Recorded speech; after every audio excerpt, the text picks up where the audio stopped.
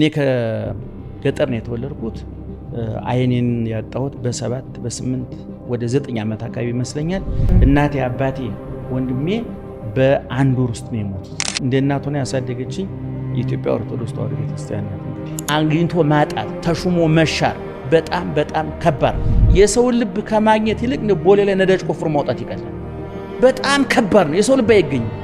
አንበሳ ለምሳሌ ያለማምደሽ እኮ አንበሳውን መቅረብ ትችላለሽ፣ ነብሩን መቅረብ ትችላለሽ። ሰው ግን 7 ዓመት አጥነተሽው በ7ኛው ዓመት እንደ በቆሎ ንፎ ጥሬ ሆኖ ታገኛለሽ። አንድ ሰው እኮ ቡና ቤት ሄዶ እኮ ተኝቶ ረክሶ እኮ ሊያድር ይችላል። ሚስት አይደለም ሴት ነው ያገኘው። አንድ ሴት እኮ ቡና ቤት የሆነ ወንድ ጋራ ተኝታ ልትመጣ ትችላለች እኮ። ወንድ ነው ባል አላገኘችም። ባል ማለት በመጽሐፍ ቅዱስ ማዕረግ ነው፣ ሹመት ነው፣ የእግዚአብሔር ምሳሌ ነው። ልጅ ቢወለድ መልካም ነው፣ እንደ ሃይማኖቱ ባይወለድ መልካም። ልጅ የመንግስተ ሰማያት የይለፍ ወረቀት አለች። ሀብትና ባለጸግነት ከእናት ከአባት ይወረሳል። መልካም ሚስት ግን ከእግዚአብሔር ዘንድ።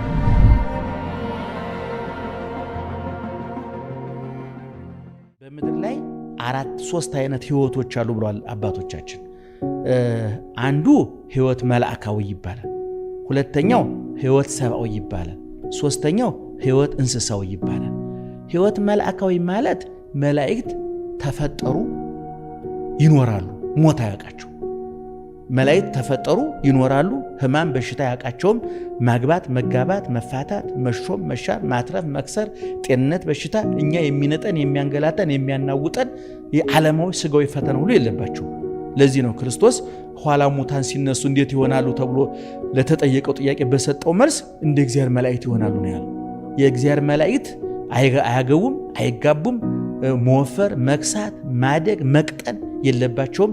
ፀጉር ያደገልላቸው፣ ጥፍር ያደገ ልቆረጠው፣ ሰውነት የከሳ ልጨምርበት፣ ሰውነት የወፈረ ልቀንሰው የሚል ጣጣ የለባቸው። ስለዚህ ያ መልአካዊ ህይወት ይባላል። መልአካዊ ህይወት ማለት ምንድነው? አንድ ጊዜ የተፈጠሩ ግን የማይሞቱ ባጭሩ ሞት የማያውቃቸው ማለት ነው። ሁለተኛው ህይወት የእንስሳት ህይወት ነው። የእንስሳት ህይወት እንደ መላእክት እንደ ሰው ተፈጥረዋል፣ ይኖራሉ፣ ይሞታሉ፣ እንደ ሞቱ ይቀራሉ። የእንስሳት ህይወት የምንለው ከሰውና ከመላእክት ውጭ ያሉት እያልኩሽ ነው ባጭሩ። ይፈጠራሉ፣ ይኖራሉ፣ ይሞታሉ፣ እንደ ሞቱ ይቀራሉ። ህይወት እንስሳዊ የሚባለው። አሁን ሶስተኛውና አነጋጋሪው ህይወት የሚያጓጓው የሚያሳሳው ህይወት ግን የሰው ህይወት ነው። የመላእክት ህይወት ስንት አይነት ነው? አንድ አይነት ነው። ተፈጠሩ፣ ኖሩ፣ አይሞቱም። የእንስሳት ህይወት ምን ማለት ነው? አንድ አይነት ነው። ተፈጠሩ፣ ኖሩ፣ ሞቱ። የሰው ህይወት ግን ከሁለቱም ተቆንጥሮ የተፈጠረ ህይወት ነው። እንደ መላእክት ዘላለማውያንን፣ እንደ እንስሳት ጊዜያውያንን። ታውቂያለሽ? አሁን መላእክት ቅድም እንደነገርኩሽ አይሞቱም አይደለም? እኛ እንሞታለን አንሞትም? እንሞታለን። እንስሳት ይሞታሉ አይሞቱም? ይሞታሉ። በዛ እንመሳሰልም? እንስሳት እንደሞቱ ምን ያደርጋሉ? ይቀራሉ፣ አይነሱም ማለት ነው። እኛ ግን ሙተን እንነሳለን አንነሳን? እንነሳለን፣ ክርስቶስ ሲመጣ አይደለም? ስለዚህ እንደ መላእክት ለዘላለሙ፣ እንደ እንስሳት ለጊዜው እንኖራለን ማለት ነው ባጭሩ። ስለዚህ እኛ በሁለቱም ህይወት አንቀናም። ለምሳሌ መላእክት እንሙት ቢሉ አይችሉም። እንስሳት ለዘላለም እንኑር ቢሉ አይችሉም። እኛ ግን በመላእክት እንዳንቀና ክርስቶስ ለዘላለም እንድንኖር አድርጎናል በትንሣኤው። በእንስሳት እንዳንቀና እንበላለን፣ እንጠጣለን፣ እንሞታለን። ስለዚህ ከሁለቱም ህይወት ቀምሞ በሰውም በመላእክትም በእንስሳትም እንዳንቀና አድርጎ መካከል ህይወት ሰብአዊ አድርጎ ፈጥሮናል። ስለዚህ ሊቃውንተ ቤተክርስቲያን 3 አይነት ህይወት መልአካዊ፣ ህይወት እንስሳዊ፣ ህይወት ሰብአዊ ያለ ብለው አብራርተዋል። ሰው ማለት ምን ማለት ነው ሲባል እግዚአብሔር የፈጠረውን ፍጥረት የተረጎመ፣ እንዲያውም የፍጥረት ደራሲ እግዚአብሔር ነው። ደግሞ ያን ድርሰት ደግሞ የተረጎመ ደግሞ እግዚአብሔር ነው። ለምሳሌ እግዚአብሔር እህልና አፈርን ፈጠረ። እህሉን በመብላቱ ሰው ካፈር እንደሚለይ ያሳየ። ወርቅና ጠጠር ድንጋይ ተፈጠረ። ወርቁን አንቺ ቀለበት ታደርጊዋለሽ፣ ከድንጋይ የበለጠ ልዩነት ፈጠረ። ጣፋጭና መራራ፣ አፈርና እህል፣ ወርቅና ጠጠር ልዩነት የመጣው ሰው በመፈጠሩ።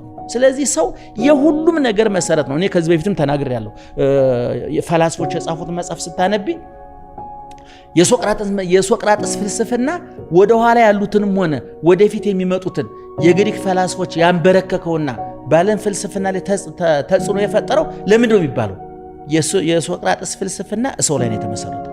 ከሱ በፊት የነበሩ ሰዎች አየር ላይ፣ እሳት ላይ፣ ነፋስ ላይ፣ ሌሎች አልፎ ተርፎ ፈጣሪ ላይ። ሶቅራጥስ ግን ምንድን ነው ያለው?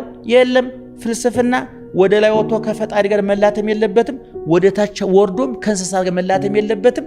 በላኛው ፈጣሪና በታችኞቹ ፍጥሯን መካከል ላይ ያለ አገናኝ መኮንን ሰው ይባላል። ስለዚህ መፈላሰፍ መመራመር ያለብን ሰው ላይ ነው። ስለዚህ ነው ዛሬ እንግዲህ ስንት ፈላስፎች አሉ እንግዲህ የተጻፈውን ስናነብ አይደለም። ከዛ ሁሉ ማንም ጋር ብትሄጂ ፍልስፍና ሲባል ማን ነው ትዝ የሚልሽ? ሶቅራጥስ ነው ትዝ የሚልሽ አይደለም? ለምንድን ነው? እንደውም አንዱ ጸሐፊ ምን ብሏል? ከሶቅራጥስ በኋላ የመጣ ሶቅራጥስ ደመና ላይ ተሰቅላ የነበረችውን ፍልስፍና ሰው መካከል ጣላት፣ ሰው እንድትሸታ አደረጋት። ስለዚህ እኔ ሰው በጣም ክቡር ፍጥረት ነው። ዶክተር ይሆንሽው አንድ ሰው ዶክተር እገሌ መጡ የሚባለው ማን ስላለ ነው? በሽተኛ ስላለ እኮ ነው። ሰው አንዳችን የሌላችን ውበት ነን። እኔ አሁን ያንቺ ውበት ነኝ። አንድ ሰው ዝነኛ የሚሆነው እኮ ሰው ስላለ እኮ ነው። እንደው ሌላው ከባድ ስልጣን ታዩ የቀበሌ ሊቀመንበር ለመሆን እኮ ራሱ አራዊት ተሰብስበው መጥቶ እንኳን ለሚሾሙት እኛ ስላለን እኮ ነው። ስለዚህ አንድ በሽተኛ ለዶክተሩ ያልተመነዘረ ቸክ ነው። አንድ ህዝብ ለመንግስት ክብር ነው፣ ውበት ነው፣ ጌጥ ነው። ስለዚህ ሰው ዶክተሩም ሰው ነው፣ በሽተኛውም ሰው ነው፣ ሌባውም ሰው ነው፣ ፖሊሱም ሰው ነው። ሁልጊዜ እንደምናገረው እኔ ሆድ ቀዶ የሚሰፋው ዶክተርም ሆድ ቀዶ የሚበትኑ ዱርዬም ሰዎች ናቸው። ስለዚህ ሰው ክቡር ፍጥረት ነው ለማለት ነው። አባታችን በሚለው ጸሎት ውስጥ 6 ነጥቦች አሉ ይሉና አባቶቻችን ስምህ ይቀደስ 1፣ መንግስት ትምጣ 2፣ ፈቃድ ይሁን 3፣ የዕለት እንጀራችንን ስጠን 4፣ በደላችንን ይቅር በለን 5፣ ወደ ፈተና አታግባን 6። አራተኛው የዕለት እንጀራችንን ስጠን ማለት ምን ማለት ነው ብለው ሊቃውንት ይህን ሲያብራሩ የዕለት እንጀራችንን ስጠን ማለት በመጀመሪያ ደረጃ እምንበላው አታሳጣን፣ እምንበላው እምንጠጣው አታሳጣን የመጀመሪያው። ምክንያቱም የዕለት እንጀራ የዓመት ልብስ የዕለት ጉርስ ይላሉ አባቶቻችን። የሚበላ የሚጠጣ ማጣት፣ በተለይ በ21ኛው መቶ ክፍለ ዘመን ሰዎች ዳቦ አጥተው ውሃ አጥተው መድኃኒት አጥተው። ለዚህ ነው እኔ ሁልጊዜ እንደምለው ኢትዮጵያውያን በ21ኛው መቶ ክፍለ ዘመን እንኳን ለተከበረ ኑሮ ለተከበረ ሞት እንኳን መብቃት አልቻልንም። አየሽ በ21ኛው መቶ ክፍለ ዳቦ አጥቶ መሞት። ዛሬ ሰው ጨረቃ ላይ ለመውጣት ማርስ ላይ ለመውጣት የቤት ዲዛይን በሚሰራበት ወቅት እኛ ቁራሽ ዳቦ ቁራሽ ብርጭቆ ውሃተን የሚሞት ወገን አለን አይደለም? የዕለት መድኃኒት በጣም ርካሽ መድኃኒት አጥቶ የሚሞቱ እኮ በትግራይ በአማራው በኦሮሞ በሶማሌ ብትሄጂ እኮ የወባ ኪኒን አጥተው የሚሞቱ እኮ ነው። የወባ ኪኒን አጥተው እንደው ቅንጦት እኮ አይደለም ይሄ እንደው በወርቅ ባልማዝ የማጌጥ ያህል አይደለም። እውነቱን ለመናገር ካልበሉ ሬሳ ካልለበሱ እንስሳ ይባላል። ሰው ካልለበሰ እንስሳ ይሆናል፣ ካልበላ ደግሞ ሬሳ ይሆናል። ምንም ትርጉም የለውም።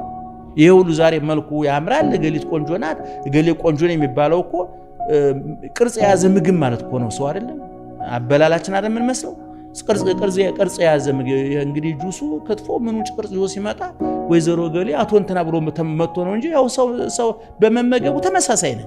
ስለዚህ ይሄኛው ግን ሰብአዊነት ያልሽ ምንድነው? የነፍስ ጠባይ ነው። ያ እግዚአብሔርን የምንመስልበት ጠባይ ማለት ነው። እግዚአብሔር በባህሪው ቸር ነው። እግዚአብሔር በባህሪው ለጋስ ነው። እግዚአብሔር በባህሪው ታጋሽ ነው። እግዚአብሔር በባህሪው ቻይ ነው። ስለዚህ ሰው ይሄንን ባህሪ እንዲወርስ ታዟል። እንዲያውም አባቶቻችን ምን ይላሉ? ሰው ለራሱ ሲበላ እንስሳዊ ባህሪው ይጋለጣል፣ ለሌላው ሲያበላ መላካዊ ባህሪው ይታያል ይላሉ። በእንስሳዊ ጠባያችን ለራሳችን እንበላለን፣ ለሌላው ስናበላ ደግሞ መላካዊ ባህሪያችን ይታያል። እግዚአብሔር በውስጣችን ይገለጥብናል ማለት ነው። ስለዚህ ሰብአዊነት ማለት ለሌላው ማዘን፣ ለሌላው መራራት። ልክ ኢየሱስ ክርስቶስ ከበረት እስከ ቀራንዮ ከረቂቅነት እስከ ግዙፍነት ከሰማያዊነት እስከ ምድራዊነት ያን ሁሉ ዋጋ የከፈለው ለዝና ሊጨብጨብልኝ ብሎ የኛን አንጀት ለመብላት አይደለም። ቤተ መንግስት ለመግባት ሀብት ለማከማቸት አይደለም። ወደኛ በመምጣቱ ያተረፈው ችንካር ነው፣ ያተረፈው ጅራፍ ነው፣ ያተረፈው ስድብ ነው፣ ያተረፈው ሐሞቱ ቁምጣጤ ነው፣ ያተረፈው ይሉኝታ ቢስነት ነው። እኛ ይሉኝታ ቢሶች ነን። እሱ ግን ምንድነው? በዛ መከራ ውስጥ እያለ እጁ ላይ ችንካር፣ እግሩ ላይ ችንካር፣ ፊቱ ላይ ጥፊ፣ ራሱ ላይ የሾህ አክሊል፣ አፉ ላይ ሐሞት ቁምጣጤ፣ ጀርባው ላይ ጅራፍ፣ ከራስ ፀጉሩ እስከ እግር ጥፉ፣ በዛ ሁሉ መከራ ውስጥ ሆኖ ምንድነው ያለው? አባት ሆይ የሚያደርጉትን አያውቁምና ይቅር በላቸው። አየሽ፣ ይቅር ባይነት ከእግዚአብሔር ያገኘነው በእኛ ባህሪ ሊገለጥ የሚገባው ነው። ሰብአዊነት ማለት ይሄ ነው። ለዚህ ነው እስጢፋኖስ በሐዋርያት ሥራ ላይ ስናነብ ኢየሱስ ክርስቶስ በመስቀል ላይ የሚያደርጉትን ያውቁምና ይቅር በላቸው እንዳለ እስጢፋኖስ ደግሞ በድንጋይ ሲወገር ጌታዬ እስጢፋኖስ በድንጋይ ወግረውታል ብለህ እነሱ ላይ ፍዳ ኃጢአት እንዳታመጣባቸው እንዳትቀጣቸው ዕዳ በደል አታድርግባቸው ጌታዬ። እሱ እኮ በድንጋይ እየወገሩት እኮ ነው። አየሽ ከእግዚአብሔርን መምሰል ደረጃ የደረሱ ቅዱሳን የምንላቸው ለዚህ ነው። ሐዋርያው ቅዱስ ጳውሎስ ተመሰሉ ኪያዬ በከመ አነ ትመሰሉ ለክርስቶስ፣ እኔ ክርስቶስን እንደመሰልኩኝ እናንተም እኔን ምሰሉ። ስለዚህ ቅዱሳን ብለን የምናከብራቸው የምንወዳቸው ሰብአዊ ባህሪ ክርስቶሳዊ ስራ በውስጣቸው የታየባቸው አሻራቸው ሲመረመር የክርስቶስ ልጅነት የታየባቸው እሱ በዛ መከራ ውስጥ ነው በዛ ችንካር ውስጥ ቁስል ውስጥ ነው ይቅር በላቸው እንዳለ ሁሉ እኛም ዛሬ ሚስት ባሏን፣ ጎረቤት ጎረቤቱን፣ አሰሪ ሰራተኛውን፣ ህዝብ መንግስትን እርስ በየተሰማራነበት የሥራ ይቅር እንድባባል፣ እንድንቻቻል፣ እንድንረዳዳ፣ እንድንደጋገፍ ይሄ ሰብአዊ ባህሪ በውስጣችን ሲኖር ነውና ሰብአዊነት ይሄን ያካትታል ብዬ አስባለሁ። ኢትዮጵያውያን ልጆች ከሞላ ጎደል በሁለት ነው የሚከፈለው፣ ወይ የገጠር ልጆች ነው የከተማ ልጆች ነው። እንግዲህ በገጠር ልጅና በከተማ ልጅ መካከል ያለው ልዩነት አሁን ሲገባኝ የቦታ ልዩነት ካልሆነ ያስተሳሰብ ያኗኗር ብዙ ልዩነት የለውም። የገጠር ልጅ አሹቅ ይበላል፣ የከተማ ልጅ አሹቅ ይበላል። ኑሯችን ብዙ የተለወጠ ስለሆነ ተመሳሳይ ነው ከሞላ ጎደልና እኔ ከገጠር ነው የተወለድኩት። አይኔን ያጣሁት በ7 በ8 ወደ 9 ዓመት አካባቢ ይመስለኛል። ወደ አይኔ እንደጠፋ ትምህርት ቤት ነው የገባሁት። ስለዚህ የኋላ ታሪኬ ከትምህርት ቤት ጀምሮ ያለ ነው እንጂ መንደር የተጫወትኩት ምን ያልኩት ብዙ ትዝ አይለኝም። እናቴ፣ አባቴ፣ ወንድሜ በአንድ ወር ውስጥ ነው የሞቱት በወረርሽ በሽታ ከጥር 1 እስከ ጥር 21 ባለው ነው የሞቱት ብለው ነግረውኛል። እኔ ብዙ ያን ጊዜ እኔም አሞኝ ነበረ፣ ህፃንም ነበርኩኝ። እህቶች እንደነገሩኝ ነው እንደ እናት ሆና ያሳደገችኝ የኢትዮጵያ ኦርቶዶክስ ተዋሕዶ ቤተክርስቲያን ናት። እንግዲህ ባንቀልባ ዋዝላ ተንከባክባ ለዚህ ያበቃችኝ እሷ ናት። እናት፣ አባት፣ ቤተሰብ ብዙ አሉኝ በተወሰነ ደረጃ ግን ብዙ ቀረቤታው እስከ ብዙ አይደለም። ዛሬ በዓለም ላይ ኢትዮጵያን ጨምሮ አካል ጉዳተኞችን የሚመለከት በጣም ብዙ ህጎች ረቀዋል። ብዙ ኮንቬንሽን በብዙ ቦታ በተባበሩት መንግስታት የተለያዩ ድርጅቶች አካል ጉዳተኝነት እውቅና ሰጥተው ብዙ የተቀረጹ ህጎች አሉ። በሰለጠነው ዓለም አንድ ፎቅ ስትገነቢ አንድ ሲዘጋጅ አካል ጉዳተኞችን መሰረት እንዲያደርግ ይመከራል። አሁን ነው ይሄ ኦርቶዶክሳዊ ተዋሕዶ ቤተክርስቲያን ግን ከጥንት ጀምሮ የአካል ጉዳተኞች ቤተክርስቲያን ናት፣ ማረፊያ ናት፣ መጠለያ ናት። ስለዚህ እኔ አይነ ስውር ነኝ። የቤተክርስቲያን ትምህርቶች በአብዛኛው ብቻ ሳይሆን ሁሉም ማለት እችላለሁ ለኛ የተመቻቹ ናቸው። ቅኔው በቃል ነው፣ ትርጓሜው በቃል ነው፣ አቋቋሙ፣ ድጓው፣ ቅዳሴው፣ ዝማሬው የሚገርምሽ አሁን በአቡሻህሪ የዘመን አቆጣጠር ባሕረ ሐሳብ የሚባለው ሰንጠር ቁጥር ነው። ቁጥር ደግሞ ጽሑፍ ነው ታውቂያለሽ። አይን ይጠይቃል። ብዙ ጊዜ አሁን እኛ ሀገር ያለ ክርክር አለ። አይነ ስውራን እነዚህ የሂሳብ ነክ ትምህርቶችን አይማሩ፣ ማቴማቲክስ ብትዩ ፊዚክስ ብትዩ አይማሩ። አይን ይጠይቃል ነው እንግዲህ መደምደሚያው። እና የቤተ ክርስቲያን ትምህርት ግን በአብዛኛው ለአካል ጉዳተኛ ለአይነ ስውራን የተመቻቸ በነገራችን ለእኛ ብቻ አይደለም። የእግር ችግር ያለባቸው ወገባቸው የተያዘ በተለያየ መንገድ እግራቸውን ያጡ እጅግ የረቀቁ የመጠቁ የእውቀት ባለቤቶች ነበሩ። ምክንያቱም ሃይማኖት የአካል መመዘኛ የለውም፣ ይሄ የህሊና መመዘኛ ነው። ወጣቶች ሃይማኖት ውስጥ ይገባሉ። ኦርቶዶክስ ሊሆኑ ይችላሉ፣ ፕሮቴስታንት ሊሆኑ ይችላሉ፣ ሙስሊም ሊሆኑ ይችላሉ፣ የፈለጉትንም ሊከተሉ ይችላሉ። ነገር ግን ሰው በሃይማኖት ብቻ አይኖርም። ይሄ የማዘናጋት ስራ እየተሰራ ከስነ ጽሁፍ፣ ከኪነ ጥበብ፣ ከፍልስፍና ከነዚህ ነገሮች ተፈናቅሎ እንዴት ነው ወጣት የሚኖር? አሁን ብዙ ወጣት ስነ ጽሁፍ የሚያነብ እንዲሁ ግጥም የሚያነብ ፍልስፍና የሚያነብ ስነ ጽሁፍ ኪነ ጥበብ የሚያነብ አሁን ዛሬ መጽሐፍ ታትመው 120 ሚሊዮን ህዝብ ባለበት ሀገር ውስጥ 5000 መጽሐፍ አሳትመሽ አይሸጥም። ይሄ ምንድን ነው የሚያሳየው? ግን እነዛ ሰውን የሚያሰክኑት የሚጠርቡት የሚሞርዱት እንስሳዊ ጠባዩን አውሪያዊ ባህሪውን ለውጠው ቅርጽ የሚያስይዙት መጽሐፍት ናቸው። ስለዚህ ብዙ ወጣት ወይ አንድ ፓስተር ያዳመጣል፣ ወይ አንድ ቄስ ወይ አንድ ኡስታዝ ያዳመጣል። ያን የእውቀት መደምደሚያ አድርጎ የሐሳብ መስጫ ሳጥኑ ይቀራል። እኔ ወጣቶች በየትኛው እምነት ውስጥ ሆኖ መጽሐፍትን አንብቡ። ስነ ጽሁፍ በጣም በጣም በጣም ጠቃሚ ነው። እኔ በጣም ስለምወድ ነው። ቅኔ ማለት ከስነ ጽሁፍ ከኪነ ጥበብ ዘርፎች ከፍልስፍና ዘርፎች አንዱ ነው። መልሰሽ የምትፈጠሪበት መልሰሽ ልክ አፈሩ ተቦክቶ ሸክላ እንደሚሆነው ሲሚንቶ ተቦክቶ ቤት እንደሚሆነው ሰውም በነዚህ በቅኔው በስነ ጽሁፉ በኪነ ጥበብ በሃይማኖቱ እነዚህ ሁሉ ነገሮች የተሰሩት ለሰው ነው። ባለቤቴ ቀና ሰው ናት፣ በጎ ሰው ናት። የውስጥም የውጭም ቆንጆ ናት፣ ከውጭም ቆንጆ ናት። አይናማ ናት። አይኗ በጣም ነው የሚያምረው። እንደውም አንድ ጋዜጠኛ ሲጠይቀኝ የሁለታችን አንድ ላይ ተልኮ ነው አልኩት። እሱ አይናማ አይኗ ትልልቅ መስለኝ ሁለት በአንድ ተብሎ የኔን ጭምር ይዛ ነው። እንደገና ደግሞ የኔ አንደበት ደግሞ የሷን ጭምር እሷ ዝምተኛ ናት። የሷ አንደበት ለኔ ተጨምሮ የኔ ደግሞ ለሷ ተጨምሮ ነው ብዬ ነው የማምነው። ስለኔ ታይልኛለች፣ ስለሷ እናገርላታለሁ ማለት ነው። አሁን እኔ የጋብቻ ትምህርት አስተምራለሁና ለምክር የሚመጡትን ሰዎች እንዴት ተገናኛችሁ እያልኩ ብዙ ጊዜ ጠይቃለሁ። እና የሚገናኙበት መንገድ በጣም ነው የሚገርመኝ። አውሮፕላን ውስጥ የተገናኙ፣ ታክሲ ውስጥ የተገናኙ፣ ሰርግ ላይ የተገናኙ፣ ለቅሶ ቤት የተገናኙ፣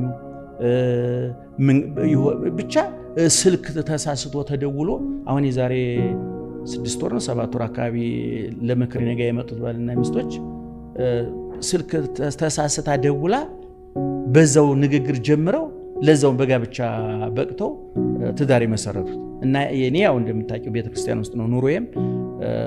እሷ ቤተክርስቲያን ትመላለስ ነበረ፣ እዛ ተገናኙ። ለምሳሌ አንዲት ሴት ከባሏ ዘር ከተቀበለችበት ሌሊት ጀምሮ ከባሏ ጋር ግንኙነት አድርጋ ዘሯን በማህፀኗ ከተቀበለችበት ሌሊት ጀምራ ጸነስኩ ነው የምትለው አይደል? እሷ ዘሩን ከመቀበል ውጪ ዘሩን የተቀበለችበት መንገድ ራሱ እግዚአብሔር ያዘጋጀው በደስታ ውስጥ ነው። እየተደሰትን እየተዝናናን እኛ ስጋዊ እርካታ እያገኘን፣ እግዚአብሔር ግን በዛ እርካታ ውስጥ ስራ ላይ ነበር።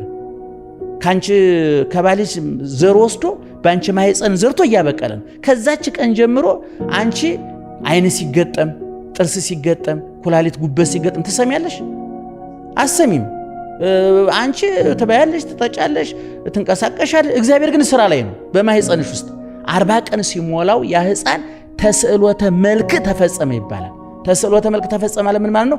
አጠቃላይ የሰው የሚያስፈልጉት ውጫዊና ውስጣዊ አካላት ተፈጥሮ ያልቃሉ። ከዛ በኋላ የመዳበር ጉዳይ የማደግ ጉዳይ ነው እንጂ ከዛ ከ40 ቀን በኋላ ለዚህ ነው የ40 ቀን እድል የሚባለው። ሰዎች አሁን የ40 ቀን እድል ሲባል አልሰማሽም? አትናቴዎስ የሚባል የቤተ ክርስቲያናችን ሊቅም ሲናገር በ40 ቀን በእናቱ ማህፀን ትሾመዋለህ እንዘማይ ውእቱ ታረግቦ በጥበብከ። ውሃ ከወንዱ የሚወጣው ዘር ባይን እንኳን የሚታይ አይደለም። በአንቺ ማህፀን ውስጥ ያለውን አንቺ ማህፀን ውስጥ ምን እንዳለ የምታውቂው ነገር የለም። ምን እየተከናወነ ራሳችን እንኳን ራሳችን አናውቁም። ለዚህ ነው ባለቅኔው እመኒ ተወቦ ረፍተ ወሀብተ መከራ ተወቦ እምርሴ ለርሴ አንተ ትቀርቧል። ሐዘንን ብትሰጠኝ ደስታን ብትሰጠኝ እኔ ለኔ ከማስበው ይልቅ አንተ ለኔ የምታስበው ይበልጣል ማለት ወደ አማርኛ ሲመለስ አምለሰት ለራሷ ከምታስበው ይልቅ እግዚአብሔር ለአምለሰት የሚያስበው ይበልጣል ማለት ነው። ስለዚህ ልክ ከዛን ጊዜ ጀምሮ ያ ጽንስ 40 ቀን ሲሞላው ይጠናቀቃል። ምን ማለት ነው? በ40 ቀኑ ድህነትንም ሆነ ሀብትን ትሰጠዋለህ ማለት ድሃ ሆኖ ይፈጠራል፣ ድሃ ሆኖ ይወለዳል ማለት አይደለም። ሀብታም ሆኖ ይወለዳል ማለት አይደለም። ልክ በኋላ ሰርቆ የሚቀጣበትን እጅ ሰርቶ የሚበለጽግበትን እጅም ያን ጊዜ በ40 ቀን የተፈጠረው ነው። ዲዛይኑ የሚያልቀው 40 ቀን ላይ ነው። ከዛ በኋላ ግን እንትኑን ማሳደግ ነው። እየፋፋ እንግዲህ 3 ኪሎ 4 ኪሎ 2 ተኩል ምናምን እየተባለ 9 ወር ከ5 ቀን ይወለዳል። ልክ አንቺ ያንን ልጅ ልትወልጂ የተወሰኑ ሳምንታት ሲቀሩ እግዚአብሔር ያ ልጅ በማህፀን ካንቺ እየበላ እየጠጣ አልነበረ? የበላሽው ሳይጫ ነው የጠጣሽው ትንሽ ሳይለው በትብት አማካኝነት አንቺ የምትተነፍሽውን እየተነፈሰ አንቺ የምትበይውን እየበላ አንቺ የምትጠጪውን እየጠጣ በማህፀንሽ ተዝናንቶ ይኖራል። አሁን ባለኔ የማህፀን ባለሙያዎችን ዶክተሮችን ጠይቄያለሁ። ተዝናንቶ ደስ ብሎት ነው የሚኖረው ህፃኑ በማህፀን ውስጥ በጣም ተዝናንቶ ተደስቶ። እንደውም አቤ ጉበኛ የሚባል ደራሲ ታውቂያለሽ አይደል? ብዙ ድርሰት አሉት። እኔ አንድ ለእናቱ የሚል ማነው መልካም ሰይፈ ነበልባል የሚላለው የግጥም መስኮት የሚላለው አልወለድም የምትል ግን ዘመን የማይሸራት በ1960 60ዎች ውስጥ ነው የተጻመ ዓመተ ምህረት የዛ ላይ ያለው ህፃኑ ምንድነው ክርክሩ አልወለድም ነው እኔ ያለሁበት ማህፀን እናንተ ካላችሁበት ዓለም ይሻላል ነው የሚለው ልጁ ምን እናቱን ነው አልወለድም ያለ የሚከራከራት ምን አዘጋጅተሽልኛል ትምህርት ቤት አለ እናቱን ለማይነት የኔ በረንዳ ዳሪ ናት እንዳንቺ በረንዳ ዳሪ ለምን ነው ወይ የሚወለደው ይከራከራል ልጁ ስለዚህ ያ ህፃን ልክ ሲወለድ በማህፀን ያለው ምግብ ይቋረጣል አይደለም ልክ እናት ጡት ላይ ምግብ ያዘጋጃል እግዚአብሔር ያ እናቲቱ ጡት ላይ ያለ ወተት ጨው ጨምሩብኝ አይል አፍሉኝ አይል አሁን ሳይንስ ይሄን ያህል ተራቆ በምግብ ላይ ተራቋል ታውቂያለሽ ይሄን ያህል ተራቆ የእናት ጡት ወተትን ያህል ምርት ማምረት አልቻለም በፍጹም ያን የእናትን ጡት የሚተካ የለም አፍሉኝ አይል ስኳር ጨምሩብኝ አይል እንደገና ደግሞ ልክ ስታጠቢ እናቶቻችን በፊት ፈንጠቅ አድርጋ ያፈሱ ነበር ግን እዛ ልጅ ህፃን ልጅ ውሃ ይጠጣም ታውቂያለሽ አይደል የልጅ እናት ነሽ ነገር ግን እግዚአብሔር ጡትሽ ላይ ከወተቱ አስቀድሞ ትንጥዬ ለሱ የምትመጥን ውሃ ያዘጋጃል ጫፉ ላይ ውሃ አለ ነው የሚሉት ሐኪሞቹ የሚነግሩ ያችን ጠጥቶ ነው ከዛ ወደ ወተቱ የሚሸጋገረው ነው የሚሉት ባለሙያዎቹ ጠይቀ እንደተረዳ ነው ስለዚህ እኔ ይሄን ህፃን ከዛ በኋላ ተወልዶ አድጎ ሰው አድርጎ ፈጥሮ ለትዳር የሚያበቃው ማን ነው እግዚአብሔር ነው አግኝቶ ማጣት ተሹሞ መሻር በጣም በጣም ከባድ ነው አትራፊ ሆነሽ ቆይተሽ መክሰር ጤነኛ ሆነሽ በሽተኛ መሆን ተሹመሽ ቆይተሽ መሻር በጣም ከባድ አዳም አግኝቶ ነው ያጣው ለዚህ ነው የአዳም ለቅሶ ከሌላ ሁሉ ለቅሶ ይበልጣል አይቶታል ገነትን ይላሉ እኛ ገና በመጻሕፍት አይንን ያየነው እንጂ አላየነው ስለዚህ ከዛ በኋላ እንግዲህ ሔዋን እንድትሰማ የታዘዘችው የአዳምን ቃል የእግዚአብሔርን ቃል ነበረ ከዛ ተጨማሪ ጎረቤት የሰይጣንን ቃል ሰማች ያ ትዳር ተበጠበጠ የሁለቱ ትዳር መበጥበጥ ለዓለም መበጥበጥ መነሻ ሆነ ዛሬ አሁን እኛ ዓለም ላይ የሚደርስብን መከራ ስቃይ ሁሉ የአዳምና ሔዋን የሁለት ባልና ሚስቶች ያለ መግባባት ውጤት ነው ያለ መስማማት ውጤት ነው ጆሮዋን ማን ነው መስማት ያለብኝ አንዳንድ ጊዜ አንዳንድ ትዳርኛ ምክርኛ ጋር የሚመጡ አሉ ባሏን ትታ ጓደኛዋን የምትሰማ ባሏን ትታ እናቷን የምትሰማ ባሏን ትታ አባቷን የምትሰማ ሚስቱን አስቀምጦ እናቱን የሚሰማ አንዳንድ እንደውም እኮ ለኛ ለንተ ሲመጡ ሚስቱ ያለች ምናምን ሳስተለው ማየጋበለች መጥቻለሁ እንደ ህፃን ይሄ ገና ህፃንነቱ ሳይጨርስ ነው ያገባው ማለት ነው ስለዚህ ሴት የታዘዘችው ባሏን እንዲሰማ ነው ባል የታዘዘው ሚስቱን እንዲሰማ ነው ሔዋን ግን በስተት ሰይጣንን በመስማቷ እግዚአብሔርና አዳምን ባለመስማቷ ያ ትዳር ተበጠበጠ ያው እንደምታውቂው ዛሬ ዓለም ላይ ያለው መከራ ጦርነቱ መፈናቀሉ የሁሉ የአዳምና ሔዋን አለመደማመጥ አለመግባባት ያለኝ ይበቃኛል አለ ማለት ነው እንግዲህ ሔዋንኛ ካሰች ድንግል ማርያም በሔዋንን ካሰችን የምንለው አልጠግባይዋ ሔዋን በቃኝ የምትል ማርያም መጣች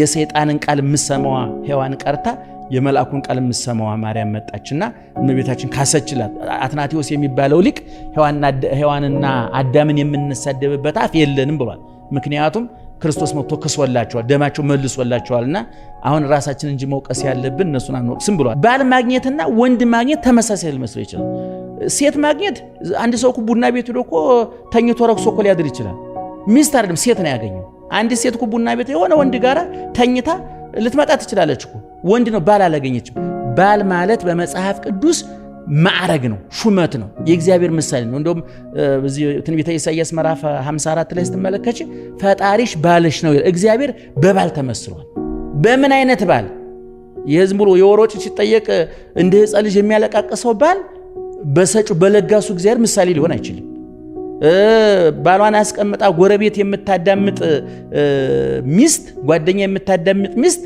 የቤተ ክርስቲያን ምሳሌ ልትሆን አትችልም ስለዚህ ባልነት ሚስትነት ማዕረግ ነው ስለዚህ የመጀመሪያው ጸጋ ምንድነው ሚስት ማግኘት ባል ማግኘት ነው ለዚህ ምሳሌ የሚሆነን ሰሎሞን ነው ሰሎሞንን ታውቂዋለሽ በ12 ዓመቱ የነገሰ ጥበብ የተሰጠው ዕውቀት የተሰጠው ሀብት የተሰጠው ካንተ በኋላ ካንተ በፊት በሀብት በዕውቀት በስልጣኔ የሚመስል የለም ተብሎ የተደነቀ እስራኤል በዘመናቸው አይተውት የማያውቁትን ሰላም ያዩበት ይበሉ ወይ ሰጥዩ ወይ አርፉት አይተበለሱም ወይ ኖም እስራኤል በታሪካቸው ሰላም ወጥተው ገብተው እፎይ ብለው አርሰው ቆፍረው አምርተው አጭደው ወቅተው በልተው ያውቁ እስራኤል በህይወታቸው በሰሎሞን ዘመን ነው እንደልባቸው በየወይኑ በየበለሱ በየወይራው ዛፍ ስር በልተው ጠጥተው እንደልባቸው ተኝተው ተዘልለው የኖሩት በሰሎሞን ዘመን ነው እና የሰሎሞን ግን መጨረሻ ላይ ምን ኪሳራ ገጠመው መሰለሽ? በመጽሐፈ ነገሥት ቀደም ምዕራፍ 11 ላይ ስትመለከቺ ሰሎሞን ሴቶች ማብዛት ጀመረ። ለዛውም የሚያመጣቸው ሴቶች ከየቦታ ያመጣቸው ናቸው። ለምሳሌ ንግሥተ ሳቤኛ ሄዳ ኢየሩሳሌም ሄዳ እኮ ወልዳ መጣለች። ምናልባት እንደው እግዚአብሔር አድሎን ሰሎሞን ሆኖ ነው እንጂ ታሪክ ያተረፍነው ዳዊት ቢሆን አይቀርባትም ነበር፣ ጉዱነን ነበር እውነቱን ለመናገር። ሰሎሞን ከግብፅም ከሶሪያም ከሊባኖስም ከፍልስጤም ከየቦታው ሴቶች አመጣ። ሴቶች ማምጣቱ ብቻ ለማደጋው እናት አለ አደጋው ሴቶች ማምጣቱ ሳይሆን የመጡት ሁሉ ሴቶች መዴዲዎች፣ ስዶች፣ ሃይማኖት የሌላቸው፣ ባህል የሌላቸው፣ ስርዓት የሌላቸው ጣዖት አምላኪዎች ባዘሉት ጣዖት እየታዘለ ሰይጣን ወደ ሰሎሞን ቤተ መንግስት የገባበት ነው እና የሰሎሞን መጨረሻ ላይ በሴት ሁሉ ኪሳራ ከደረሰበት በኋላ መጽሐፈ ምሳሌ፣ መጽሐፈ መክብብ፣ መጽሐፈ ተግሳጽ፣ መጽሐፈ መኃልየ መኃልይ፣ መጽሐፈ ጥበብ የሚባሉ ሁለት ፍልስፍና ያለባቸው፣ ስነ ጽሑፍ ያለባቸው፣ ሃይማኖት ያለባቸው፣ ምግባር ያለባቸው እንደውም በቤተ ክርስቲያናችን ትምህርት ለህፃናት እንድናስተምራቸው እንድናስነብባቸው ከሚመከሩት የመጽሐፍ ቅዱስ ክፍሎች መካከል አንዱ የሰሎሞን መጽሐፍት ናቸው እና ሰሎሞን መጨረሻ ላይ ምንድነው ያለው? ሀብትና ባለጸግነት ከእናት ከአባት ይወረሳል፣ መልካም ሚስት ግን ከእግዚአብሔር ዘንድ ነው። አንዳንድ ጊዜ ሰዎች ይጠናናሉ። ታውቂያለሽ፣ እዛ ሀገር አለ። እኔ ብዙ ጊዜ ተናግሬያለሁ። እኔ አሁን አጠናናችን ራሱ መልሶ መጠናት አለበት ብዬ ነው የማስበው። ምኑ ነው እያጠናን ያለን? አንዳንድ ጊዜ የምታጠኙ ሰውዬ ኪሱን ያጠኑ ሴቶች ቀልጠው ቀርተዋል። ሰውየው ወንቶ ኪሱን የሚያጠኑ መልኩን የሚያጠኑ ላዩን የሚያጠኑ ሰው በጣም ረቂቅ ፍጥረት ነው። የሰውን ልብ ከማግኘት ይልቅ እንደ ቦሌ ላይ ነዳጅ ቆፍሮ ማውጣት ይቀላል። በጣም ከባድ ነው። የሰው ልብ አይገኝም። አንበሳ ለምሳሌ ያለማምደሽ እኮ አንበሳውን መቅረብ ትችያለሽ፣ ነብሩን መቅረብ ትችያለሽ። ሰው ግን 7 ዓመት አጥንተሽው በሰባተኛው ዓመት እንደ በቆሎ ንፎ ጥሬ ሆኖ ታገኘዋለሽ። ስለዚህ አጥንተን ጨርሰዋል ሆነ አንጨርሰው። እንደገና ደግሞ ሙልጭ አድርገንስ ማጥናት አለብን ወይ እንዴ? ይሄም ሌላ ጥያቄ ያለውና ሰሎሞን እንዳለው ሚስትና ሀብትና ባለጸግነት ቤት አባትሽ ሊያወርሱ ይችላሉ፣ ሀብት ሊያወርሱ ይችላሉ። ባል ግን ሊሆኑሽ አይችሉም። ወንድምሽ ባል ሊሆንሽ አይችልም፣ ሊያመጣልሽም አይችልም። ስለዚህ ባል የማን ስጦታ ነው? የእግዚአብሔር ስጦታ ነው። ሚስት የማን ስጦታ ናት? የእግዚአብሔር ስጦታ ናት። ስለዚህ ቁጥር 1 በረከት የሚባለው ሚስት ማግኘት፣ ባል ማግኘት። አብርሃም ሳራን ባያገኝ፣ ይስሐቅ ርብቃን ባያገኝ፣ ኢያቄም ሐናን ባያገኝ ምናልባት የዓለም ታሪክ በዚህ ልክ ሊሆን አይችልም ነበር። ስለዚህ ሚስት ማግኘት የመጀመሪያው ቁጥር 1። ሁለተኛ በረከት ልጅ ማግኘት ነው። ብዙውን ጊዜ እኛ አግብቶ መውለድ ፀሐይ ሲገባ ሲወጣ ክረምት እንደሚፈራረቀው በቃ የማይቀር ግዴታ ሊመስለን ይችላል። ግን ያ የሚሆነው እግዚአብሔር ሲፈቅድ ነው። ይህን ማወቅ ያስፈልጋል። እኔ አንድ ጊዜ እኔ ጋር አንዲት ልጅ ለምክር መጣች። ካገባች 9 ዓመቷ ነው። ልጅ ለጊዜው አልወለደችም እና ምን አለችኝ? እንደው እግዚአብሔር አይቶብኝ ሆኖ ያለች። ምንድነው? እኔ ገና ሳልገባ በቃ 1 4 5 ዓመት በተከታታይ ወልድና ከቤት አልወጣም፣ ጣጣዬን ጨርሼ ነው ከቤት ወጥቼ ስራ መሰራው ብዬ እቅድ አውጥቼ ነበረ እና ያን አይቶብኝ ነው መሰለኝ። እግዚአብሔር ጥቃቅን ነገር እያየ የሚቀጣ የቀበሌ ሊቀመንበር አይደለም። እውነቱን ለመናገር እንዲህ አይነት አይቆጥርም እግዚአብሔር፣ እንዲህ አይነት ነገሮች አያይም እግዚአብሔር። ነገር ግን መታወቅ ያለበት ነገር ምንድነው? አንድ ሰው በሌለው ነገር እቅድ ማውጣት የለበትም። የብደት ዋዜማ ማለት በሌለው ነገር እቅድ ማውጣት ማለት ነው። አንቺ በሌለሽ ነገር እኔ ሁሉ ጊዜ ደጋግሜ እናገረዋለሁ። ለምሳሌ እጅሽ ላይ 1,000 ብር ቢኖርና የምትፈልጊው ዕቃ 10,000 ብር ቢኖር በአቅምሽና በፍላጎትሽ መካከል የ9,000 ብር ክፍተት አለ። ስለዚህ አንቺ 9,000 ብር ከየት ነው የሚመጣው? ስለዚህ እቅድ መመስረት ያለብሽ እጅሽ ላይ ባለው 1,000 ብር ላይ ነው። ባለን ነገር ላይ ነው እቅዳችን መመስረት ያለበትና ልጅ ቢወለድ መልካም ነው፣ እንደ ሃይማኖቱ ባይወለድም መልካም ነው። ልጅ የመንግስተ ሰማያት የይለፍ ወረቀት አይደለም። መውለድ መልካም ነው፣ አለመውለድም በረከት ነው። ሁለቱም በረከቶች ናቸው። ምክንያቱም በመጽሐፍ ቅዱስ ብዙ ደናግል ልጅ የሌላቸው ግን እስካሁን ድረስ ስማቸው ይጠራል። ዮሐንስ አፈወርቅ የሚባል ሊቅ ሲናገር ምን ይላል? ቅዱሳን አልወለዱም፣ ህንፃ አልገነቡም። ብዙ ሰዎች ህንፃ ሲገነቡ ስማችን ይጠራ፣ ልጅ ለምን እንደው የምትፈልጉ ሲባል እንደው ስሜ እንዲጠራ ጧሪ ቀባሪ እንዲሆነኝ ይላሉ። ነገር ግን 7 8 ልጅ ወልደው ጧሪ ቀባሪ አጥተው ቤተክርስቲያን ደጅ ወደቁ ሰዎች አሉ። ህንፃ ገንብተው ህንፃቸውን እነሱ በቁም እያሉ የፈረሰባቸው ሰዎች አሉ። ስለዚህ ዮሐንስ አፈወርቅ የሚለው ምንድነው? ሰውን ሊያስጠራው የሚችለው በጎ ስራው ነው ይልና ጳውሎስን ይጠቅሳል። ቅዱስ ጳውሎስ ማለት መናኝ ድንግል ባህታዊ አስቤዛው ትዳሩ ርስቱ ጉልቱ ወንጌል ነው፣ ሌላ ጉዳይ የለው። ግን ጳውሎስ ካረፈ ከተሰዋ ዛሬ 1900 ዓመቱ ነው። ምናልባት ዛሬም ጳውሎስ ትኩስ ነው። ብዙ ሆስፒታሎች በስሙ ተሰይመውለታል። አውሮፓ አሜሪካ ብትሄጂ ዩኒቨርሲቲዎች፣ ሆስፒታሎች በቤተ ክርስቲያን ብዙ አብያተ ክርስቲያን ተሰይመውለታል። ልጆቻችን በጳውሎስ ስም እንሰይማለን። ዛሬ ጳውሎስ 50-60 ከወለደ ሰው አይበልጥም። ስለዚህ አለመውለድም በረከት ነው፣ መውለድም በረከት ነው። ሁለቱም ግን ጥንቃቄ ይጠይቃሉ። ከወለድን ልጆቻችን የምናሳድግበት መንገድ፣ ካልወለድን ደግሞ በቃ ይሄኛውን ፋይል ዘግተን ቀጥሎ ያለው ጉዳይ ምንድነው? ብዙ ጊዜ ሰዎች በማይለውጡት ነገር ላይ ጊዜያቸውን ሲያጠፉ የሚለውጡት ነገር ያመልጣቸዋል። ለምሳሌ አንቺ ክረምት ቢሆንና እንደ ሰማዩ ጠቋቁሮ ከባድ ዝናብ ሊጥል ደመናው ተንጠርዞ እያየሽ ነው አይደል? ያ ዝናብ እንዳይቀር ማድረግ ትቻለሽ? አትችይም። አንቺ ማድረግ የምትችይው ምንድነው? ዣንጥላ መግዛት ትቻለሽ። ሰይጣን ግን ዣንጥላ የምትገዥበትን ጊዜ ለማበላሸት ደመናው ቢቀር ምን አለ ብለሽ እንድትመኝ ያደርግሻል። የማይቀረው ነገር የማትለውጪው ነገር ላይ ጊዜ ስታጠፊ ሰይጣን የምትለውጪው ነገር እንዳመልጥሽ ያደርግሻል። እኔ አይነ ስውር ነኝ፣ አይታየኝም። በቃ የአይነን ጉዳይ እኔ ፋይሉን ዘግቼ መዝገብ ቤት መልሻለሁ። ሰይጣን ግን መጥቶ ምን ይላል? አይ በዚህ ላይ እኮ አይን ቢኖር ሊልሽ ይችላል። መልሱ ምን አባካ ገባ? ይሄ ነው ማለት። እኔ ልጅ የሌላቸው ሰዎች ለምን ልጅ አጣሁ ብሎ ከማለት ይልቅ ብዙ አማራጮች አሉ። መንግስተ ሰማያት ለመግባት ስንት ልጅ ወልደሃል ሲሆን ምን ቁም ነገር ሰርተሃል ነው የሚለው። እኔ በዚህ በኩል በጣም ጠንካራ እህቶች ወንድሞች አይቻቃለሁኝ። ለእኛም ትምህርት የሚሆኑ ከቤተ ክርስቲያን የማይታጡ ከአገልግሎት የማይታጡ እግዚአብሔርን አጎደለብኝ ብሎ የማያማረሩ ጠንካራ የምመክራቸው ሰዎች አሉና ሁለተኛው በረከት ልጅ ማግኘት ነው። ሶስተኛው በረከት ጤነኛ ልጅ ማሳደግ። እኔ ይሄ የገባኝ በዚህ 10 ዓመት ውስጥ 13-12 ዓመት ውስጥ አውሮፓም አሜሪካም ካናዳም አውስትራሊያ በዞርኩበት ዓለም ሁሉ ኦቲዝም የሚባል በሽታ መጥቷል። በሽታ የአኗኗር ቅርጽ ልዩነት ነው የሚባለው። ብዙ ሰዎች ቀጥታ በሽታ ለማለት ያስቸግራል ይላሉ። ምክንያቱም ጭንቅላታቸው በጣም ብሩህ ነው፣ ፈጣኖች ናቸው። ሁኔታዎችን የመረዳታችን ቅደም ተከተል ጉዳይ ካልሆነ በስተቀር ብዙ አስቸጋሪ አይደሉም ይባላል እና ጤነኛ ልጅ መውለድ ቀላል ነገር አይደለም። ብዙ ጤነኛ ልጅ ያላችሁ ሰዎች እግዚአብሔር ልታመሰግኑት ይገባል። መጽሐፍ ቅዱስ ልጆች የእግዚአብሔር ስጦታ ናቸው ይላል። ልጆች የእግዚአብሔር ስጦታ ናቸው። አንቺ ልጅ የሰጠሽ እግዚአብሔር ነው። ስላገባሽ የወንድ ዘር ስለተቀበልሽ ማህፀን ስላለሽ አይደለም። እግዚአብሔር ስለፈቀደ ነው። የእግዚአብሔር ስጦታ ደግሞ ጥንቃቄ ይጠይቃል፣ ተንከባክቦ መያዝ ይጠይቃል።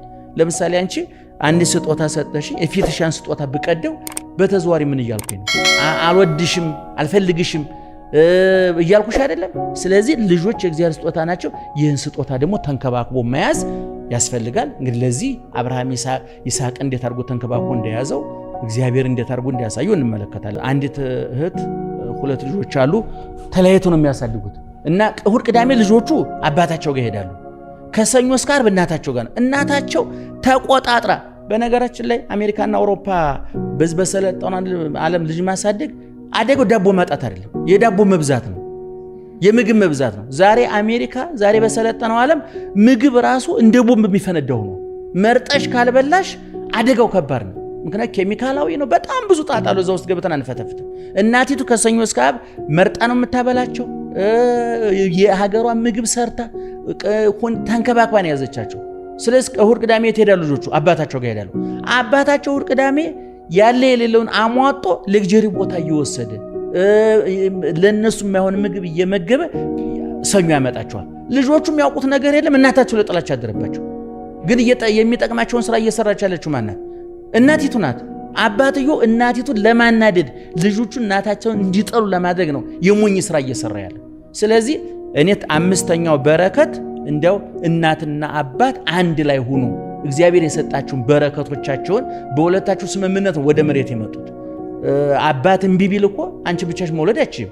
አንቺ እምቢ ብትይ አባት መውለድ አይችልም። ስለዚህ በእኛ ስምምነት ፈርመን እኛ እኮ ከእግዚአብሔር ፈርመን በቃ እናሳድጋቸዋለን፣ ኃላፊነት እኛ እንወስዳለን፣ ስጠን ብለን እኮ ነው የተሰጠነው። ስለዚህ እነዚህ በነገራችን ላይ ለልጆቻችን እኛ ምክትል ሞግዚቶች ነን እንጂ ፈጣሪዎቻቸው አይደለም። እኛ ወላጆቻቸውን በእኛ በኩል ወደ መሬት እንዲመጡ መብት ተሰጠን እንጂ ወደ መሬት እንዲመጡ የፈቀደ የፈጠራቸው እግዚአብሔር ነው። ስለዚህ 5ኛው በረከት አንዱ ነው ማሳደግ። እኔ አሁንም ቢሆን እንደው በየፍርድ ቤቱ የምትንከራተቱ ልጆቻችሁን እንደ ቁሳቁስ ልጆቻችሁን ለመከፋፈል እያኮበኮባቸው ያላችሁ ሰዎች ቆም ብላችሁ አስቡ። በነገራችን ላይ እናቶቻችን የማይፋቱበት ብዙውን አበሻ ኢትዮጵያዊ ከፍች ጠብቆት የኖረው ምን እንደው ታውቂያለሽ? አንዱ ለልጆች ስል ነው። ለልጆች ስል እኔ ልጆችን የእንጀራ አባት አላሳያቸውም እያሉ እናቶቻችን እኮ ተቀጥቅጠው ተረግጠው በሚስት ማዕረግ እኮ ሰራተኛ ሆነው እኮ ነው። እዛ አንዳንድ ጊዜ በሚኒስትር ማዕረግ የሆነ ባለስልጣን የሚባል ነገር አልሰማሽም? በሚስት ማዕረግ ገረዱ እኮ እናቶቻችን ነው። 41 ትዳር ኢትዮጵያ ውስጥ 40 ዓመት ሞላው እኮ ማለት 40 ዓመት የእናቶቻችን ጫንቃ ተሸክሞት ማለት ነው።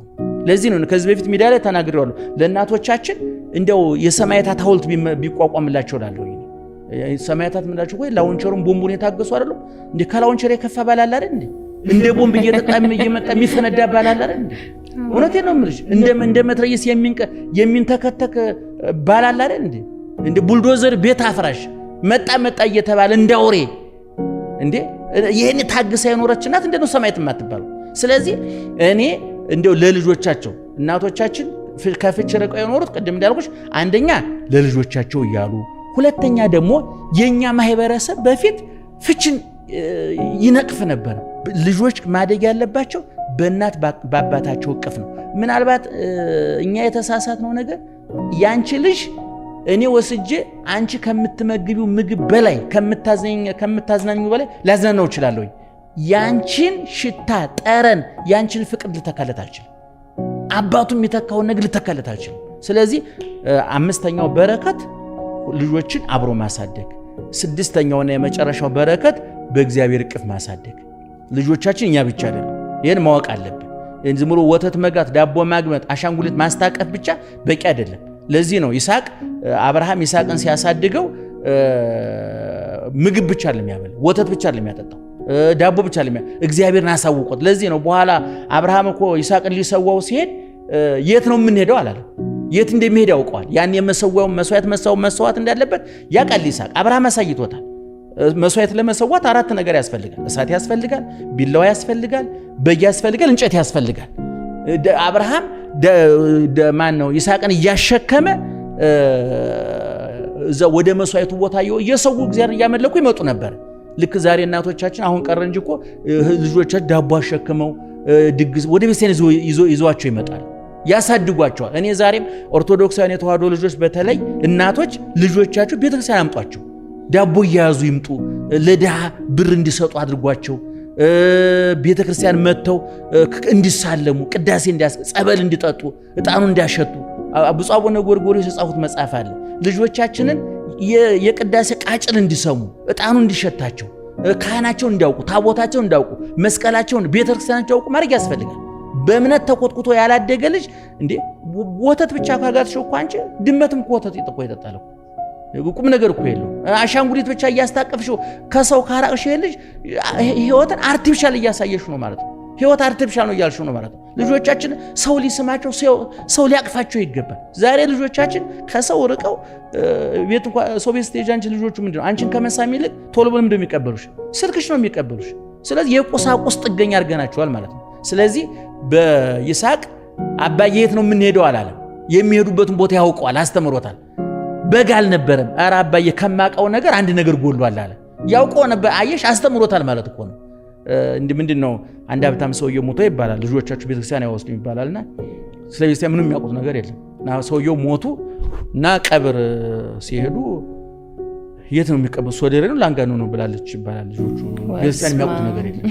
ምክንያቱም ምንም አላሳየናቸውማ፣ አላሳደግናቸውማ። አንቺ ሁልጊዜ ልጅሽን መጫወቻ ቦታ እየወሰድሽ ሁልጊዜ አዋሳ ላንጋኖ፣ ሁልጊዜ ዱባይ አሜሪካ እየወሰድሽ ከእግዚአብሔር እቅፍ ለይተሽ እንደ 6 ኪሎ አንበሳ በብረት የታጠረ አውሬ ነው እያሳደግሻለሽ። እግዚአብሔር ሊያውቁት ይገባል። ኑ ደቂቀ ወስሙኒ፣ ልጆቼ ኑ እግዚአብሔር መፍራት ላስተምራችሁ። ሰሎሞን ዳዊት ልጁን ሲመክር በመጽሐፈ ነገሥት ቀዳማዊ ምዕራፍ 2 ላይ ምንድነው የሚለው? ልጄ ሆይ ሰው ሁን ብሎ ነው የመከረው። ቀቅለን አንፍረህ ጠብሰህ ብላ ማለት አይደለም። ስልጣን ይኑር ገንዘብ ይኑር ማለት አይደለም። ሰው መሆን ማለት 4ቱ ባህሪያት የተስማሙለት እሳት፣ ውሃ፣ ነፋስ፣ መሬት ባህሪየ ነፍስ ደግሞ እንደገና አዋቂነት፣ ሕያውነት፣ ዘላለማዊነት፣ ቋንቋ እግዚአብሔር ማምለክ የተስማማለት ማለት ነው። ስለዚህ እግዚአብሔር ይኑር ነው። እኔ ትግሉን ሁሉ መከራውን ሁሉ ጥሼ ያለፍኩት እግዚአብሔርን ይዤ ነው። ስለዚህ እግዚአብሔርን ያዝ። ከቤተ መንግስቱ ይልቅ የማወርስህ እግዚአብሔርን ነው። ቤተ መንግስቱ ጥለው ትሄዳለህ፣ ሌሎች ይወርሱታል። ሀብቱን ወርቁን ብሩ ሌሎች ይወርሱታል። ሌላውን ሌሎች ይወርሱታል። የማይወረስ ሌላው የማይወርስህ የማይነቅስ የማይበላሽ ሞትን ተሻግሮ ለሕይወት መቃብርን ለትንሣኤ የሚያበቃ ዘላለማዊ ሀብት ንብረት እግዚአብሔር ነው ብሎ ዳዊት ሲሞት ቤተ መንግስቱን አይደለም እግዚአብሔርን አወርሶት ልጁ የሞተው። ፍቅር ይኖራል እንጂ አይብራራም። አንዳንድ ጊዜ እወድሻለሁ እሞትልሻለሁ፣ ይሄ ሰውዬ እሞትልሻለሁ ካለ 10 ጊዜ እየተቅለበለበ የጊዜ ጉዳይ ነው እንጂ እገልሻለሁ እያልሽ ማለት እኮ። ስለዚህ ፍቅር አይብራራም። ክርስቶስ ፍቅርን አላብራራም። ምንድነው ፍቅርን የተብራራው? መስቀል ላይ ያብራራ። እኛ ተረጎምንለት። ችንካሩን ስናይ ቁስሉን ስናይ ፍቅሩን አየ ነው። እግዚአብሔር ፍቅር ነው ማለት ይሄ ነው። ፍቅር ሲተነተን ምን ማለት ነው ሲባል ፍቅር ይኖራል እንጂ አይብራራም። ስለዚህ ክርስቶስ ወንዶች ሚስቶቻችን ውደዱ አለና ክርስቶስ ቤተ ክርስቲያንን እንደወደደ ወዶ ምን አደረገላት ይልና ቅዱስ ጳውሎስ ያን ሁሉ ዋጋ ከፈለላት። ስለዚህ ባሎች ሚስቶቻችሁን ውደዱ ማለት ዋጋ ከፈሉላቸው፣ ተረዷቸው፣ አዳምጧቸው። እንደውም በዚህ በጴጥሮስ መልእክት ላይ ምንድነው የሚለው? እናንተ ወንዶች ሚስቶቻችሁን አዳምጧቸው ከመ ይትታቀፍ ጸሎትክሙ፣ እነሱን መስማት ከተሳናቸው ጸሎታችሁ ከንቱ ነው ይቀራል የሚለው። ምክንያቱም አንቺ ባልሽን ከሰማሽ እግዚአብሔር ይሰማሻል። አብርሃምና ሳራ ስለሚደማመጡ ነው አብርሃምና ሳራ ቤት የገባው እግዚአብሔር እንጂ ቤታቸው እኮ የረባ ቤት እኮ አይደለም። ሚስቶቻችን ቤት ያሉ ሰዎች ልጆች እያሳደጉ ያሉ ሚስቶች ያሉን ወንዶች፣ አንተ ነጋዴ የሆነ ሱቅ ልትሆን ትችላለህ፣ የቢሮ ሰራተኛ ልትሆን ትችላለህ፣ ፓይሎን ልትሆን ትችላለህ። ምንም ስራ ዘበኛ ምትሆን ጠቅላይ ሚኒስትሩ እሱ አያገባኝም።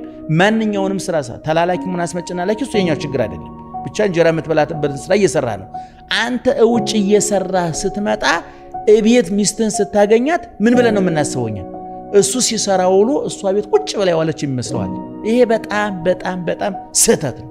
እሷ ቤት ቁጭ ብላ አይደለም የዋለችው። እንደውም ከባዱን ስራ ከልጆች ጋር ስትሯሯጥ የልጆችን ጠባይ ታግሳ ምን በሉ ምን ጠጡ ምን ለበሱ ብላ የሱን ቀንበር ተሸክማለት የዋለችው ሚስቱ ናት። ስለዚህ እኔ ሰርቶ 5000 ብር አምጥቶ እንደሆነ ለጭንቅላቱ መንገር ያለበት 2500 እንዳመጣ ነው። 2500 የሷ ድርሻ ነው። አረንጓዴ ቢጫና ቀይ ትዳሮች አሉ። አረንጓዴ መላቸው በነገራችን ላይ የኛ ሀገር ትዳር በአብዛኛው አረንጓዴ ነው፣ ሰላማዊ ነው ማለት ነው። በጥቃቅን ጉዳዮች እኔ አንዳንድ ጊዜ ተጣልተው በቃ ነገሩ ተበላሽቶ እንደው ድብልቅልቅ ብለው የመጡት ተምረን ወንጌል ተምረው መጽሐፍ ቅዱስ ተምረው መክሪያቸው ስንጨርስ መጨረሻ ላይ አንድ ጊዜ እንደው ምን አለኝ፣ እኔ ያፈርኩት በመጣላቴ ሰው በተጣላውበት ነገር ነው አለኝ። ያሳፍርሻል። ብትወያይ ብትነጋገር በጣም ቀላል እኮ ነገር እኮ ነው። እና አረንጓዴን አብዛኛው ከዛ ቢጫ አለ። ወደ ቢጫው ወደ ቀዩም ወደ አረንጓዴውም ሊሄድ ይችላል። ቀዩ ማለት በግድ መፋታት ያለባቸው ሰዎች አሉ። ይኸውልሽ አሁን እኛ ደፍረን የማንናገረው ብልጥ ስለሆነ ይሄን ብናገረው እንደው ሰው ይቀየመኛ ብለን የምናልፈው ምን አለ፣ አብረው መኖር የሌለባቸው መፋታት ያለባቸው ሰዎች አሉ። እውነቴን ነው የምልሽ። ግን እነዚህ ጥቂት ሰዎች ናቸው፣ ብዙ ሰዎች አይደሉም። በቃ መፋታት ግዴታ ያለባቸው በቃ የማይጣጣሙ ነፍስ የሚጠፋፉ ሰዎች እኔ አውቀዋለሁ። እኔ ጋር ሲመጡ እኔ በአብዛኛው ከ10 እኔ ጋር ከመጡት ከ10 እንደው 7 ተኩል 8 የሚሆኑት አረንጓዴ ውስጥ ያሉ ሰዎች ናቸው።